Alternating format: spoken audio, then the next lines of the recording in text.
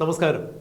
പാലക്കാടും വയനാടും ചേലക്കരയിലും ഉപതെരഞ്ഞെടുപ്പ് പൂർവാധികം ശക്തിയായി തിളച്ചു മറിഞ്ഞുകൊണ്ടിരിക്കുന്നു. വരുന്ന മണിക്കൂറുകളിൽ തിരഞ്ഞെടുപ്പ് നടക്കാനിരിക്കെ പാലക്കാടും ചേലക്കരയിലും നിരവധി സാമ്പത്തിക ആരോപണങ്ങളാണ് ഉയർന്നു വന്നുകൊണ്ടിരിക്കുന്നത്. പാലക്കാട് രാഹുൽ മാങ്കൂട്ടത്തിൽ താമസിക്കുന്ന ഹോട്ടലിൽ നിന്നും കള്ളപ്പണം കണ്ടെത്താൻ വേണ്ടി പോലീസ് നടത്തിയ റെയ്ഡ് ഇപ്പോഴും കേരള മനസാക്ഷിയിൽ നിറഞ്ഞു നിൽക്കുന്നു. ഒരു നീല ട്രോളി ബാഗിൽ രാഹുൽ മാങ്കൂട്ടത്തിൻ്റെ പ്രചരണ രംഗത്ത് ചിലവാക്കുവാൻ വേണ്ടി കൊണ്ടുവന്ന പണം പക്ഷേ പോലീസിന് ഹോട്ടലിൽ നിന്ന് കണ്ടെത്താൻ സാധിച്ചില്ല.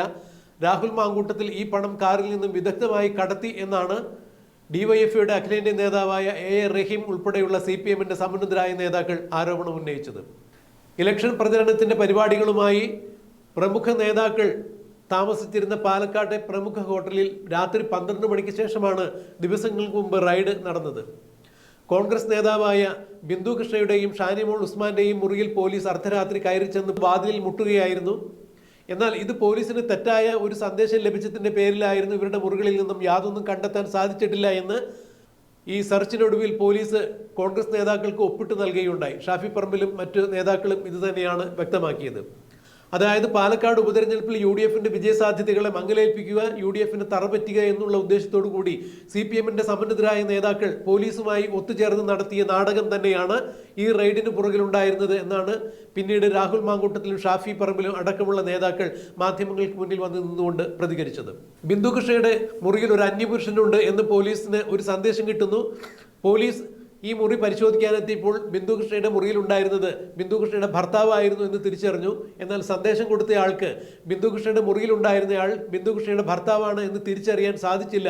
അതുകൊണ്ട് മനഃപൂർവ്വം ബിന്ദു കൃഷ്ണയെയും കോൺഗ്രസിനെയും ഈ പൊതു തെരഞ്ഞെടുപ്പിൽ നാറ്റിക്കുക എന്നുള്ള ഉദ്ദേശത്തോടു കൂടി തന്നെയാണ് കൈരളി മുതലായ മാധ്യമങ്ങളെ ക്ഷണിച്ചു വരുത്തിക്കൊണ്ട് പോലീസ് അവരുടെ മുൻപിൽ വെച്ച് ഇങ്ങനെയൊരു റെയ്ഡ് നാടകം നടത്തിയത് എന്നാണ് ഷാഫി പറമ്പിൽ ഉൾപ്പെടെയുള്ള ആളുകൾ പറഞ്ഞത്. ഇതിന് വേറെ ഞങ്ങൾ കേസ് കൊടുക്കുന്നുണ്ട് എന്നും പറഞ്ഞിരുന്നു. എന്നാൽ ചേലക്കരയിൽ വീണ്ടും ഇപ്പോൾ കോഴപ്പണം പിടിച്ചിരിക്കുന്നു അഥവാ കള്ളപ്പണം പിടിച്ചിരിക്കുന്നു എന്ന വാർത്തയാണ് പുറത്തു വരുന്നത്. ചെറുതുരുത്തി കലാമണ്ഡലത്തിന് അടുത്ത് വെച്ചാണ് കാറിലെത്തിയ കോഴപ്പണം പോലീസ് പിടികൂടിയത്, ഇൻകം ടാക്സ് പിടികൂടിയത്. AL 51 P 4500 എന്ന കാറിലാണ് ഈ പണം കൊണ്ടുവന്നത്. 19,71,000 രൂപയാണ് അതിലുണ്ടായിരുന്നത്. ബാങ്കിൽ നിന്നും 25 ലക്ഷം രൂപയാണ് പിൻവലിച്ചത് എന്ന് കാറിലുണ്ടായിരുന്ന വ്യവസായിയും മകനും പറഞ്ഞു. ഇവർ ഷൊർണൂർ സ്വദേശിയാണ്. ഇവർ പാലക്കാട് കുളപ്പള്ളി സ്വദേശികളാണ് എന്നും പറയപ്പെടുന്നുണ്ട്.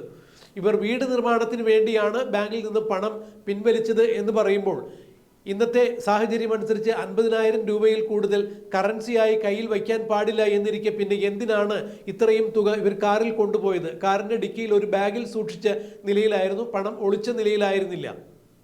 എന്നാൽ ഇത് ചേലക്കരയിൽ കോളനിയിൽ വിതരണം ചെയ്യുവാൻ വേണ്ടി കൊണ്ടുവന്ന പണമാണ് എന്നാണ് DMK നേതാവായ PV അൻവർ വെളിപ്പെടുത്തിയത്. അൻവറിൻ്റെ മാധ്യമ സമ്മേളനത്തിലാണ് അൻവർ ഇത്തരത്തിൽ ഒരു കാര്യം തുറന്നടിച്ചത്. CPM വ്യാപകമായ രീതിയിൽ ഈ തെരഞ്ഞെടുപ്പിൽ പണവും മദ്യവും ഒഴുക്കി സാധാരണക്കാരായ, അതായത് കോളനി നിവാസികളായ സാധാരണക്കാരെ സ്വാധീനം ചെലുത്തി തെരഞ്ഞെടുപ്പ് പിടിച്ചെടുക്കുവാൻ വേണ്ടി ശ്രമിക്കുന്നു എന്നാണ് PV അൻവർ ഉയർത്തിയിരിക്കുന്ന ആരോപണം. ഇതിന് പുറകിൽ കൃത്യമായി പ്രവർത്തിച്ചിരിക്കുന്നത് മുഖ്യമന്ത്രിയുടെ മകനും പൊതുമരാമത്ത് വകുപ്പ് മന്ത്രിയുമായ മുഹമ്മദ് റിയാസാണ് എന്നാണ് PV അൻവർ തുറന്നടിച്ചിരിക്കുന്നത്. വീട് നിർമ്മാണത്തിനാണ് എന്നുണ്ടെങ്കിൽ എന്തിനാണ് ഇത്രയും പണം ബാഗിൽ സൂക്ഷിച്ചിരുന്നത്? ഇപ്പോൾ എല്ലാവരും പണം കറൻസി ആയിട്ടല്ല കൊടുക്കുന്നത്, ബാങ്ക് ട്രാൻസാക്ഷൻ വഴിയാണ് ഇത്തരം കാര്യങ്ങളെല്ലാം നടത്താറുള്ളത്. അതിപ്പോൾ മെറ്റീരിയൽസ് എടുക്കുന്നതിനാണെന്നുണ്ടെങ്കിലും മറ്റെന്ത് പണികൾക്കായാലും ബാങ്ക് വഴിയാണ് എല്ലാവരും പണം കൊടുക്കുന്നത്. അങ്ങനെയാണെങ്കിൽ പിന്നെ ബാങ്കിൽ നിന്ന് 25 ലക്ഷം പിൻവലിച്ചത് എന്തിനാണ് എന്നുള്ള ചോദ്യം വരുന്നു. ഇതിൽ 19,70,000 രൂപ മാത്രമാണ് ബാഗിൽ ഉണ്ടായിരുന്നത്. ബാക്കി തുക എന്ത് ചെയ്തു എന്നുള്ളതിന് കണക്ക് കാണിക്കണം. എന്തായാലും ഇൻകം ടാക്സ് ഈ പണം കണ്ടുകെട്ടിയിരിക്കുന്നു. ഇതിൻ്റെ കൃത്യമായ രേഖകൾ ഉടമസ്ഥർ ഇവരെ ഏൽപ്പിച്ചാലും എന്തിനു വേണ്ടി ഈ പണം കൊണ്ടുവന്നു എന്നുള്ളതിൻ്റെ കൃത്യമായ വിശദമായ വിവരങ്ങൾ കൊടുക്കേണ്ടതുണ്ട്.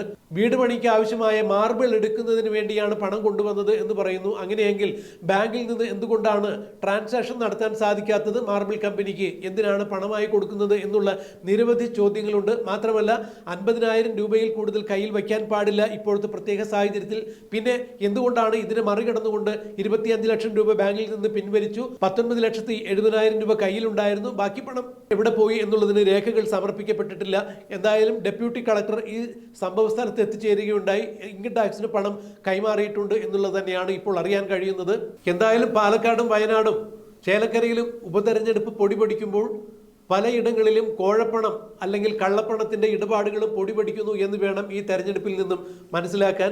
എല്ലാ പ്രമുഖ കക്ഷികളും ഒന്നിനൊന്ന് മത്സരിച്ചുകൊണ്ടാണ് ഇപ്പോൾ മണ്ഡലങ്ങളിൽ പണവും മദ്യവുമെല്ലാം വിളമ്പുന്നത് എന്നാണ് DMK നേതാവായ PV അൻവർ ആരോപണം ഉന്നയിക്കുന്നത്.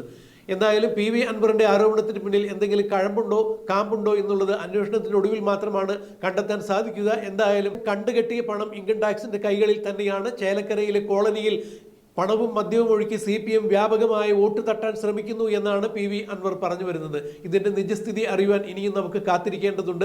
ഇപ്പോൾ പോലീസും ഇൻകം ടാക്സും ഇത് തന്നെയാണ് പറയുന്നത്. നിങ്ങളായാലും നിങ്ങൾ കുറച്ചു നേരം കൂടി കാത്തിരിക്കൂ, എന്നാലേ വിശദമായ വിവരങ്ങൾ കൈമാറാൻ സാധിക്കൂ എന്നാണ് വേണ്ടപ്പെട്ട അധികാരികൾ നമ്മോടും പറഞ്ഞത്. എന്തായാലും വരും മണിക്കൂറുകളിൽ ഇതിന്റെ വിശദമായ വിവരങ്ങൾ പ്രേക്ഷകരിലേക്ക് എത്തിക്കാൻ സാധിക്കും എന്ന് ഞങ്ങൾ വിശ്വസിക്കുന്നു. അതിനുവേണ്ടി കാത്തിരിക്കാം.